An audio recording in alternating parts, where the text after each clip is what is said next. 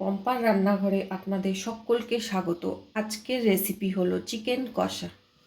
এবার এর মধ্যে টক দই মেশাবো ম্যারিনেট করার জন্য। ছোট চামচে 2 চামচ। একটু লঙ্কা গুঁড়ো দেবো। লঙ্কা গুঁড়ো যে যেমন পরিমাণ আপনারা খেতে ঝাল লঙ্কা গুঁড়োটা যেটা যে পরিমাণ খাবেন সেটা দেবেন। এবার দেবো কাশ্মীরি লঙ্কার গুঁড়ো। এবার হলুদ,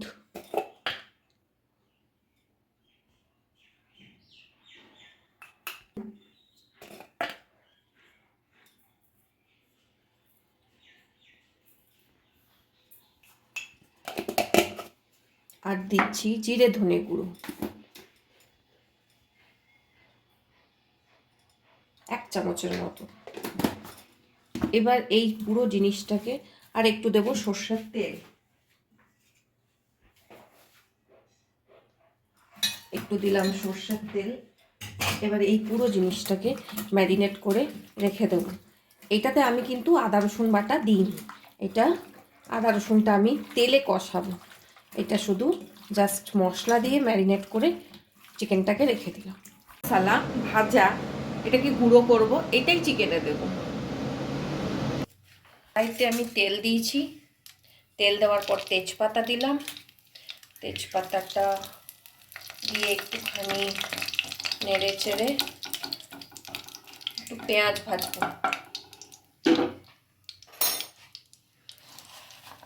পেঁয়াজগুলো ভাজছি, তেলের মধ্যে পেঁয়াজ দিলাম।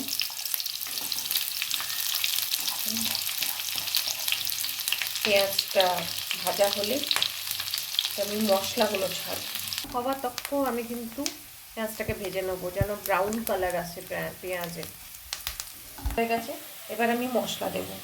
মশলার মধ্যে প্রথমে দিচ্ছি আদা রসুন বাটা,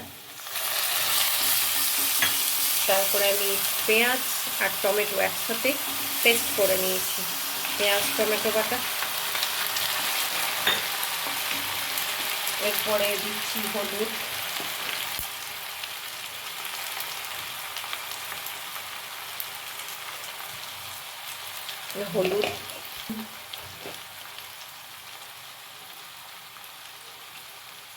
নুন, কাশ্মীরি লঙ্কার গুঁড়ো, চিনি, ধনে গুঁড়ো,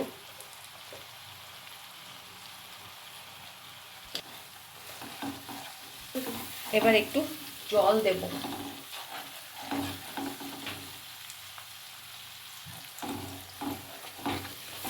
জলটা অল্প দেব, শুধু মশলাটা কষাবার জন্য।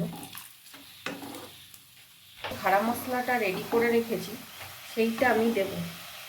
কিছুটা চিকেনের ওপরে দেবো আর কিছুটা এখন ভাজার মধ্যে মিশিয়ে দেবো যাতে স্মেলটা ভালো আসে। খাড়া মশলাটা স্মেলটা ভালো আসে যাতে।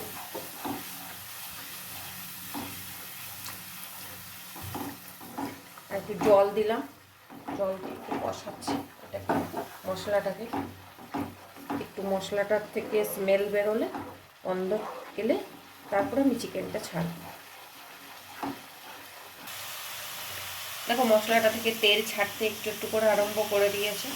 হ্যাঁ, একটু একটু করে তেল ছাড়তে আরম্ভ করে দিয়েছে। এবার আমি ওই ম্যারিনেট করা চিকেনগুলো যেগুলো আছে সেগুলো এর মধ্যে মিশিয়ে দেবো।